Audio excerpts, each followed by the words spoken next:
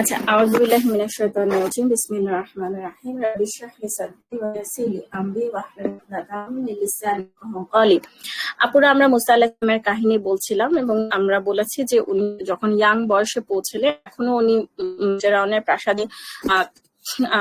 প্রাসাদে উনি হচ্ছেন রেজ হচ্ছেন অ্যাজ অ্যাডাপ্টেড সান, এবং উনি হচ্ছে মানে ওনার কাউমকে উনি সাহায্য করেন বা উনি মানে হালচাল বোঝার চেষ্টা করেন যখন সাধারণত জনমানবহীন থাকে, যে সময়টাতে খুব বেশি লোকজন থাকে না রাস্তায়, সেই সময়গুলোতে উনি হি ওয়ান্ডার্স অ্যারাউন্ড দ্য স্ট্রিট এবং দেখেন যে কি অবস্থা দাঁড়াচ্ছে বা এই টাইপের। তো মানে আমি জাস্ট কল্পনা করছি যে ব্যাপারটা অনেক সময় থাকে না যে আমাদের দেশে যেমন বিহারি পল্লী আছে বা মানে এরকম, মানে আমার কাছে মনে হচ্ছে যে বনি ইসরায়েলের জন্য হয়তো কোনো ডেডিকেটেড প্লেস ছিল বা এরকম একটা কিছু। আমি এগুলো জাস্ট আন্দাজ করছি, আমি এগুলো কোথা থেকে পড়ি নাই, বা আমার কাছে মনে হচ্ছে যে বনি ইসরায়েলদের জন্য এই জায়গাগুলো ছিল বা বনি ইসরায়েলদের আনাগোনা ছিল, যেমন নিউ ইয়র্কে আপনার জ্যাকসন হাইটস বা জামাইকা, এই জায়গাগুলো বাঙালি পাড়া বলা হয়। তো আমার কাছে মনে হয়, বা অনেক হিন্দু পাড়া, তো আমার কাছে মনে হচ্ছে বনি ইসরায়েলদেরও এরকম কোন একটা লোকালয় ছিল যেখানে বনি ইসরায়েলের মেজরিটি। তো সেই সব জায়গাগুলোতে মুসা আলাইহিস সালাম যে যাইতেন বা খোঁজ খবর রাখতেন বা এরকম একটা কিছু, তো সেইখানেই তো এই অ্যাক্সিডেন্টটা হয়ে গেল। গত পর্বে আমরা যেটা কথা বলেছি, এর পরে তাহলে যেটা আমরা বুঝতে পারছি যে 17 নম্বর আয়াতটা সূরা কাসাসের 17 নম্বর আয়াতে যেখানে বলা হচ্ছে যে তিনি ঘুম থেকে উঠলে ভীত এবং শঙ্কিত অবস্থায়।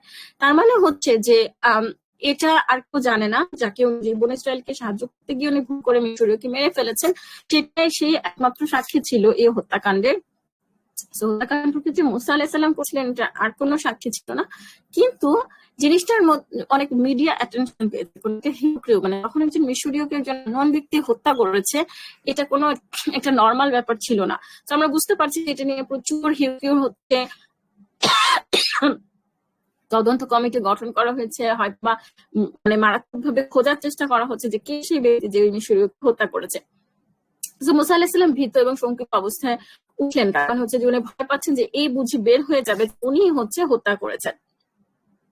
এবং এখানে একটা ইন্টারেস্টিং জিনিস আমরা দেখবো যে কিভাবে কাহিনীগুলোকে স্কিপ করা হয়, কারণ কোরআন তো কোনো গল্পের বই না যে এখানে আওয়াল আখির গল্প ফের বসবে। সো কোরআন হচ্ছে যে মূল কাহিনীগুলোকে খালি বলে এবং মানে অনেক প্রচুর ইভেন্ট স্কিপ করে, টাইম স্কিপ করে।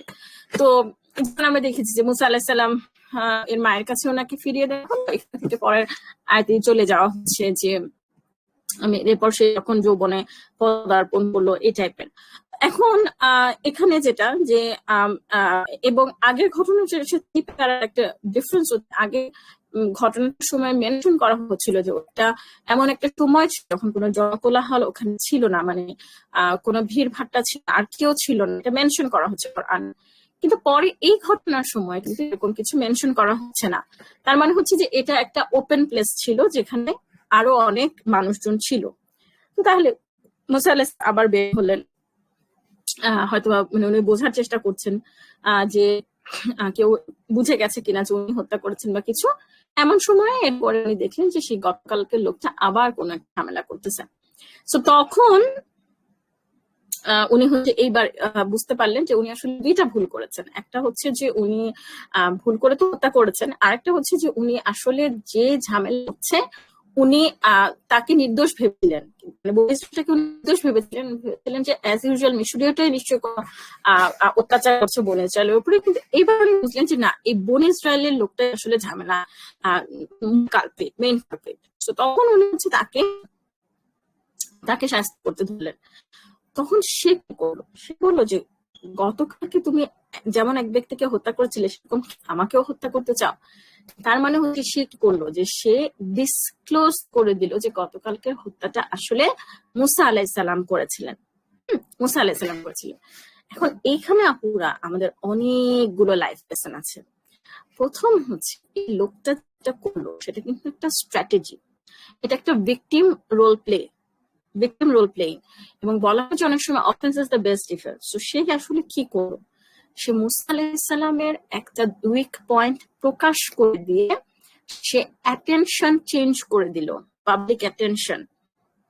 অথবা সে মুসা আলাইসাল্লামকে বিব্রত করে দিল, ঠিক আছে, অথবা সে মুসা আলাইসাল্লামকে কাবু করে ফেললো, যখন এখন মুসা আলাইসাল্লামের সেই মোরাল স্ট্রেংথটা না থাকে তাকে করার।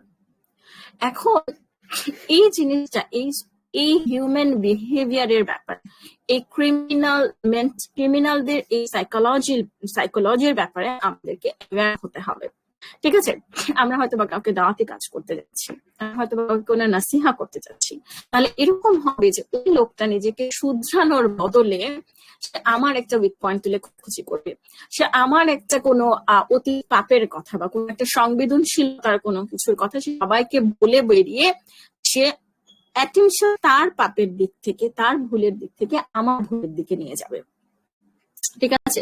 তো এটা আপনারা, এবং এটা আমরা ফিউচারে আমরা দেখবো যে ফেরাউনও এই একই স্ট্র্যাটেজি মুসা আলাইহিসসালামের সাথে করছে, এবং সেটা যখন আমরা ওই জায়গায় যাব মুসা আলাইহিসসালামের সাথে ফেরাউনের কনভারসেশন, তখন আমরা অনেকগুলো লেসন শেখার চেষ্টা করব ইনশাআল্লাহ।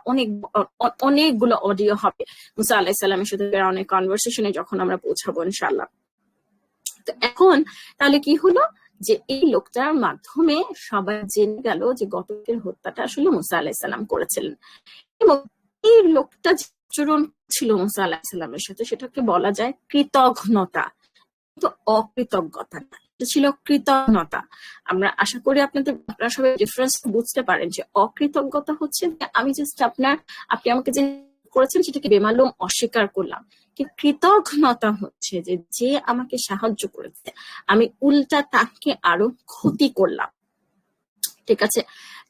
এরপরে দেখেন যে হিউজ স্কিপ করা হচ্ছে ইভেন্টস, এবং সেখানে বলা হচ্ছে যে প্রান্ত থেকে এক ব্যক্তি ছুটে আসলো এবং বলল, হে মুসা, রাজ্যের পরিষদ বর্গ তোমাকে হত্যা করার পরামর্শ করছে, অতএব তুমি বের হয়ে যাও, আমি তোমার হিতাকাঙ্ক্ষী। এগেইন আল্লাহ সুবহানাহু ওয়া তাআলা এই ভদ্রলোকের পরিচয় কিছু জানাচ্ছেন না, কিন্তু মানে ইট ওয়াজ আ ট্রু নিউজ। এখন প্রশ্ন হতে পারে যে কেন এটা একটা গোপন তথ্য, মানে এই লোকটাকে কেন জানাতে হবে? হ্যাঁ, এখন এইখানে আমাদের বুঝতে হবে যে যেটা হয়েছিল, আমার মেয়ে অপরে, সো হয়তো বা একটু সাউন্ডের প্রবলেম হবে, কিন্তু আমি রেকর্ডিংটা শেষ হলে তারপরে ওকে অ্যাটেন্ড করবো ইনশাআল্লাহ। She is in good hand. এখন যেটা বলছিলাম যে এখানে একটা জিনিস বুঝতে পারি তখনকার বিচার ব্যবস্থা সম্পর্কে। মুসা আলাইহিস সালাম পালিয়ে গেল কেন? ভীত অবস্থায় বের হয়ে পড়লেন পথ দেখতে দেখতে, দোয়া করলেন যে আমাকে জালেম সম্প্রদায়ের কবল থেকে রক্ষা করো। এখন এখান থেকে আমরা বুঝতে পারি যে তখনকার বিচার ব্যবস্থাটা ফেয়ার ছিল না, ফেয়ার ছিল না যে কারণ মুসা আলাইহিস যদি ফেয়ার জুডিশিয়াল সিস্টেম থাকতো তাহলে কিন্তু মুসা আলাইহিস সালাম অবশ্যই মানে ওনার নিজের সাপোর্ট বলতে পারতেন যে ইট ওয়াজ ম্যানস্লটার। আমরা অনেকে হয়তো জানি ম্যানস্লটার হচ্ছে অনিচ্ছাকৃত হত্যা, যেটা অফকোর্স এটা একটা অনিচ্ছাকৃত হত্যা ছিল, এবং তখন হয়তো বা মুসা আলাইহিস সালামের মৃত্যুদণ্ড হতো না। কিন্তু আমরা বুঝতে পারছি এখানে গোপনে মুসা আলাইহিস সালামকে হত্যার ডিসিশন নেওয়া হচ্ছিল। তার মানে হচ্ছে যে মানে ফেয়ার জুডিশিয়াল সিস্টেমের মধ্য দিয়ে দোষ প্রমাণিত হলে তারপর মুসা আলাইহিস সালামকে হত্যা করা হবে, ব্যাপারটা সেরকম ছিল না, ঠিক আছে। আরেকটা ইম্পর্টেন্ট জিনিস আমরা বুঝতে পারি, সেটা হচ্ছে যে বনি ইসরাইলদের একজন কেন এরকম ক্রিমিনাল হলো, এবং এটা একটা হিউজ আমার কাছে মনে হয় যে সোশিওলজিক্যাল রিসার্চের ব্যাপার, কিভাবে বৈষম্য থেকে মানুষ ক্রিমিনালে পরিণত হয়। So this can be vicious, আপনার হয়তো বা দারিদ্র্যের দুষ্ট চক্র পড়েছেন, সো এটা হতে পারে অপরাধের দুষ্ট চক্র, ঠিক আছে। One injustice begets another injustice, এবং এটার একটা ক্লাসিক এক্সাম্পল আমাদের সময় হচ্ছে রোহিঙ্গা ক্যাম্পগুলো, ঠিক আছে। রোহিঙ্গারা নিজেরা তো হচ্ছে অত্যাচারিত, তারা তো হচ্ছে ভিকটিম, কিন্তু একটা পর্যায়ে গিয়ে তখন তারা মানে যারা এক সময় ভিকটিম ছিল, অ্যাবিউজড ছিল, তারা অ্যাবিউজারে পরিণত হয়। সো এটাকে বলা হয় সাইকেল অফ অ্যাবিউজ, এবং এই জিনিসটা কিন্তু সেক্সুয়াল অ্যাবিউজের ক্ষেত্রে অনেক হয়, বা যে কোনো ডোমেস্টিক ভায়োলেন্সের ক্ষেত্রে এটা অনেক হয়। আপনি দেখবেন যে বাচ্চাটা দেখেছে যে তার বাবা তার মাকে মারছে অনেক বেশি, এটা দেখে বড় হচ্ছে, সে হয়তো বা বড় হয়ে তার ওয়াইফকে মারবে। আবার এটা খুব পসিবল যে হচ্ছে ছোটবেলায় সেক্সুয়ালি অ্যাবিউজড হয়েছে, সে বড় হয়ে আবার একজন সেক্সুয়াল অ্যাবিউজার হবে। এটাকে বলা হচ্ছে সাইকেল অফ অ্যাবিউজ, যেটা আমরা বনি ইসরায়েলের ক্ষেত্রে দেখছি। ঠিক আছে, তো আপুরা এখানে শেষ করছি এই অডিওটা। আশা করি আপনারা বুঝতে পারছেন যে কোরআনের আয়াতগুলো ইজ নট জাস্ট ভার্সেস, এখান থেকে আমরা অনেক লেসন ডিরাইভ করতে পারি ইনশাআল্লাহ। জাযাকুমুল্লাহু খায়রান এতক্ষণ শোনার জন্য। আসসালামু আলাইকুম ওয়া রাহমাতুল্লাহি ওয়া বারাকাতুহু।